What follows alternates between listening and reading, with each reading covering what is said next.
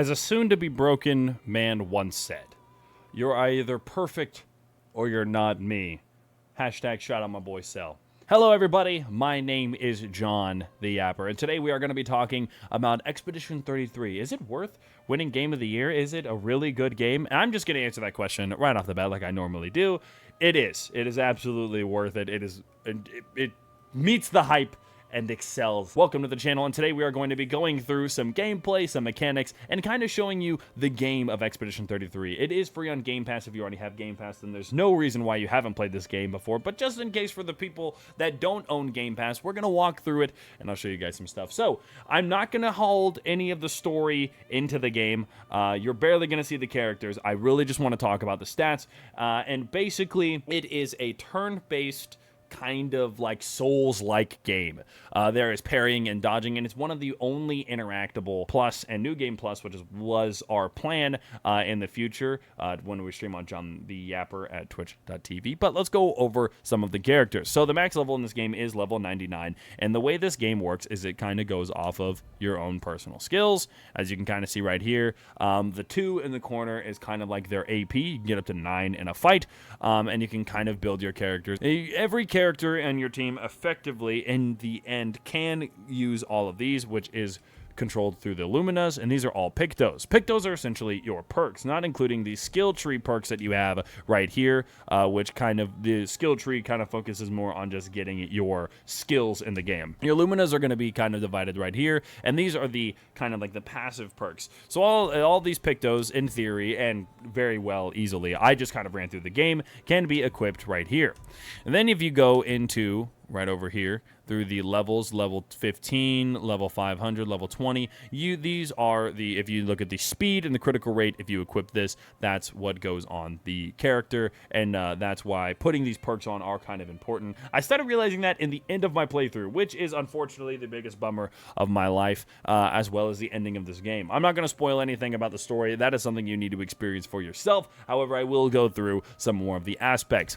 When I mentioned the Dark Souls-like kind of gameplay, or I guess a Souls-like, whenever it comes to the weapons and kind of building your character, it can be kind of perceived like that. You have vitality, agility, and other stats that your characters and companions can have, but it scales off of specific stats that you have: versatility, might, agility, defense, and luck. As you can see with the element, you're going to have the weapon, and then you're going to see your vitality and agility right next to it.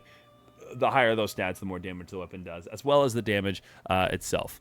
You run a 3-party system, and again, like I said, it primarily stems off of a spade gun whenever the combat, turn-based combat, and I can showcase that in just a second, but like, for example, she has the healing share, augmented counter, and dead energy. The only thing that's important about that is the speed critical rate, the health critical rate, and then the health critical rate. That is why I messed up through this playthrough. So if you're wondering, why is he doing stuff like that? I found this out at the end of my gameplay. But they can have all of these perks on through using the Luminous. And that comes through an upgrade system, which there is upgrading on the weapons as well. For starters, and whenever we play this game, you are kind of brought with an open map. So it is, to an extent, open world, but it isn't at the same time. There are multiple different acts in this story, and there's a lot of content for you to do. Plenty of exploring all around the area. You can go underwater, you can fly in the air, and that kind of goes in with playing the game. The more you play, the more you can explore. It does an amazing job doing stuff like that. Whenever you go into where you're probably wondering is how you traverse the map, you are going to use, I don't want to spoil anything at all, so you're just going to use SKA, and that's kind of how you do it. We're going to go back to camp because I want to show you how to level up, and then eventually talk about my opinion on this game. Okay, I went back to the camp primarily so we can go into a flag, and I can show you guys kind of what upgrading and, you know, learning what the skills are kind of going to do. All your characters are going to have attributes that comes with leveling up. As you can see, they're level 53. This is Lune, and you can level up with her points, her might, agility, defense, and luck. Yeah, obviously, if I level up my defense and my agility, it's going to increase my damage a little bit more, but leveling up different stats for different characters does have a different effect. It's really interesting how they do it that way. It's really awesome to kind of see how the game kind of propels you forward. You also have the ability to respec with the recoats, and all of the characters all have different skill points, and you can control all of them. Excuse me, every single one of them. So if you get a brand new character, let's say randomly throughout the story, I get Lune, and my whole party is level 500 or whatever, 87 or hypothetically, she is going to start with her stats and attributes at 11111, and they're going to kind of level her up a little bit, but you will have to level her up, but her attributes will remain reset. When it comes to upgrading weapons, you are going to just find the character that upgrades them for you in the game, and you can upgrade your weapons and the stats attributes.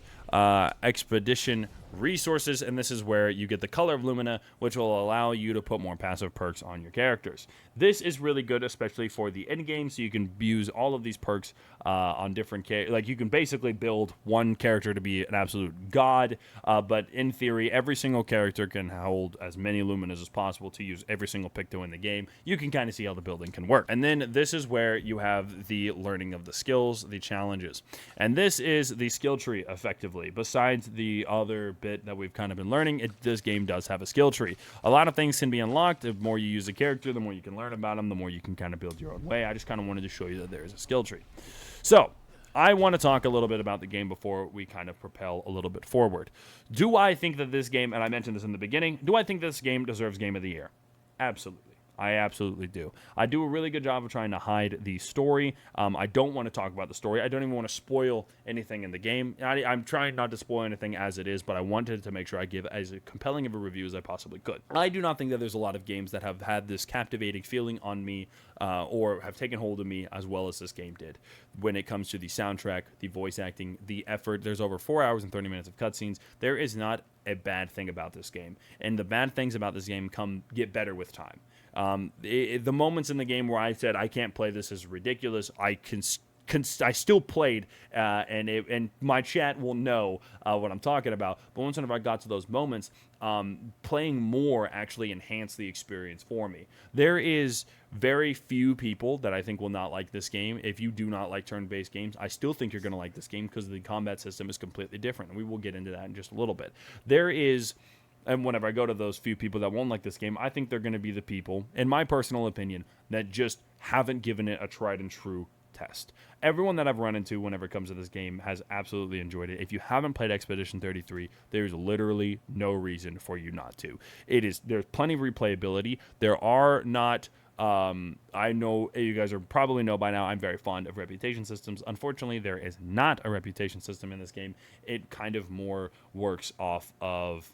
I don't want to spoil it. I can't tell you. It's going to be a spoiler, and I don't want to spoil a lick of this game. I just want to showcase this to the few people that haven't played this game and tell you that, does it deserve Game of the Year? Absolutely. I've yet to see anything that can come close to it. I still need to go through some other games, but this game is exceptional. Exceptional. And I think if you give it a try, you're absolutely going to love it.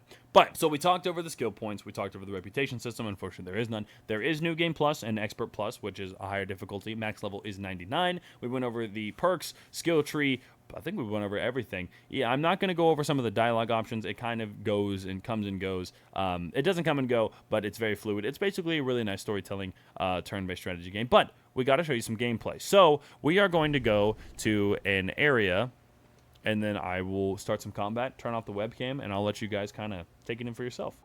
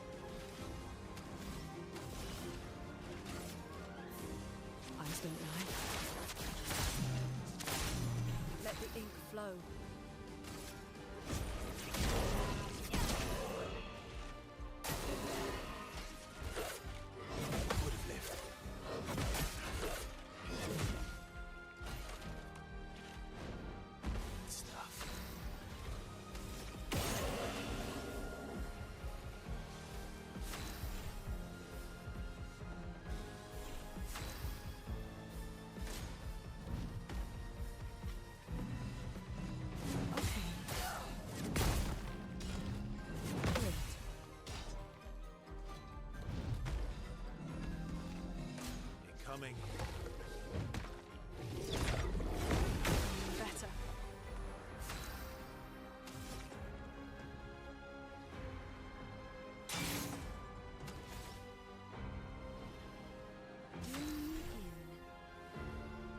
Let's play. My turn. Well, well. Ready. Dodges, yeah. Okay.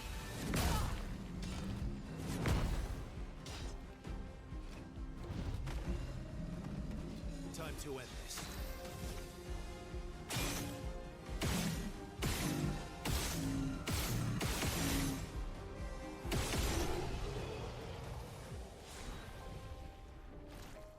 Okay guys, so I showcased just a little bit of gameplay. I didn't want to show too much because I was afraid of going into areas that might contain some spoilers, because I really do think this game is something you need to experience. There is parrying in there, there's dodging. If you build your characters right, as you guys could see, I had like 5 turns that I had to skip, and we could have encountered some really harder bosses, but like I said, I primarily wanted to show you guys just a little bit of it, maybe give you guys a taste so you guys might be like, whoa, that's actually kind of crazy combat.